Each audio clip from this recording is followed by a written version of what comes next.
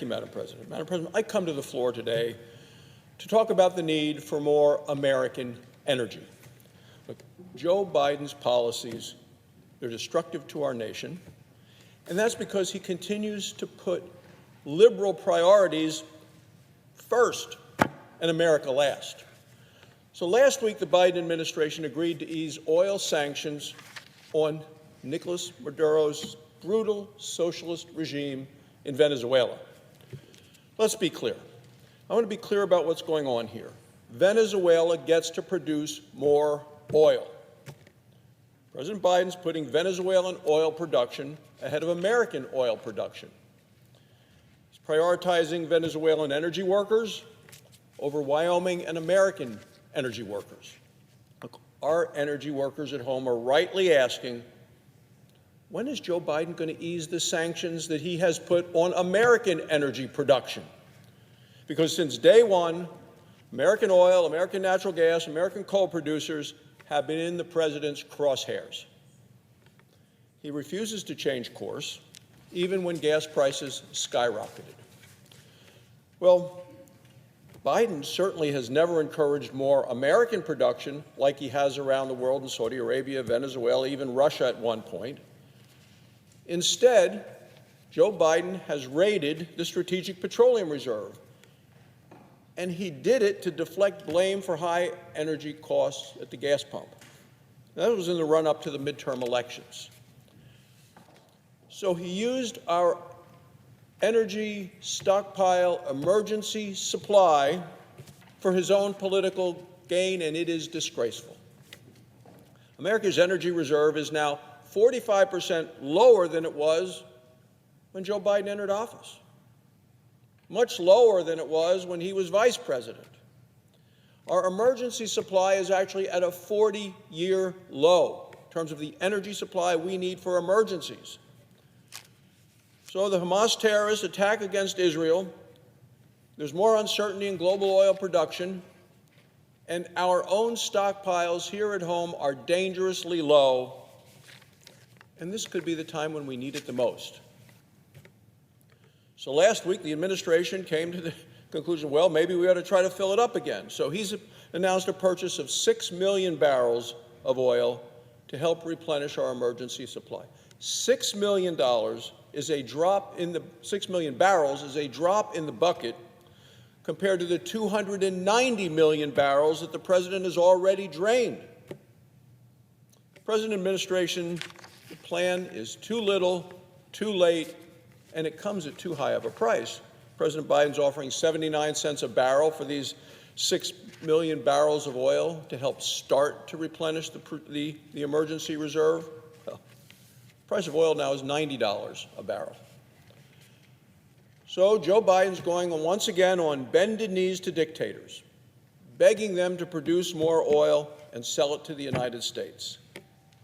Maybe he believes this begging will lower oil prices and increase his abysmal approval ratings.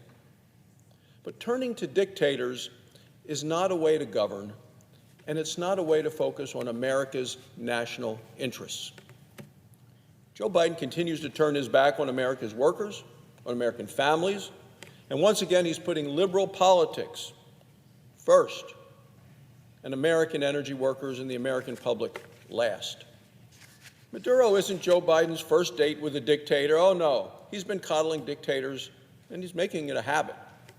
Tried to placate Vladimir Putin by choosing not to impose sanctions on Russia's Nord Stream 2 pipeline to Germany. What the president got in return for his appeasement was more Russian aggression and Russia attacking Ukraine. While the president was draining our strategic emergency oil reserves, he was looking for ways that the Ayatollah in Iran could sell more oil. It's astonishing. He foolishly refused to enforce maximum pressure sanctions against Iranian oil, and this refusal allowed Iran to line its pockets with $80 billion from selling oil exports. Wonder what they could have used that money for. Well, let's look. The president continues to kiss up to Iran. He cut a deal to send $6 billion in sanctioned funds to Iran. In return, Iran was able to expand its support and financing of terrorist groups like Hamas. Today, the world is witnessing the devastation and the violence inflicted by Iranian-backed and funded terrorism.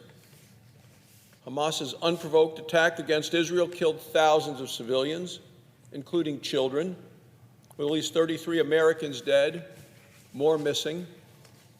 President Biden has not learned from his mistakes because he continues to repeat the mistakes over and over again. This appeasement by Joe Biden will not work. Didn't work with Russia, didn't work with Iran, not going to work with Venezuela. But President Biden refused to do what we know will work here at home, and that's unleash American energy. The President's administration has used every trick in the book to smother American production of oil, gas, and coal. It's had an extreme negative impact on families all across America and on our nation's economy.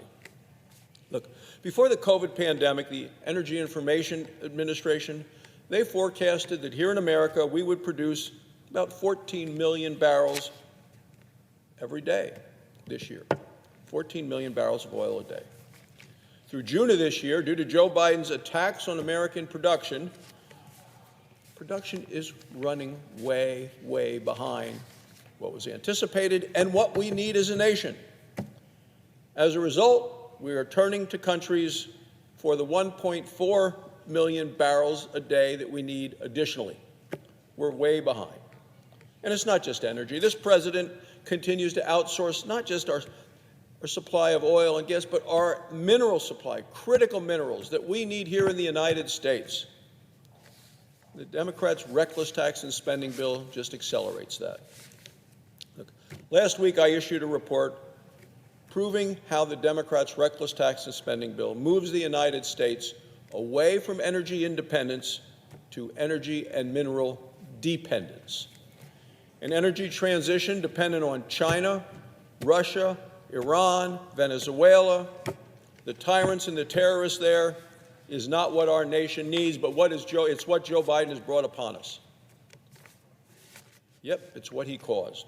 America should never have to beg for energy, for minerals, from anybody, let alone from dictators.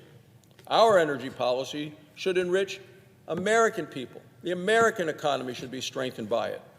Instead, Joe Biden's policies, dictated by the liberal left, are enriching our enemies. America's energy policy must always put affordable, reliable American energy first. We must put America first. We must unleash American energy. That is the solution to help build our economy, build our country. Thank you, Madam President. I yield the floor. Suggest the absence of a quorum.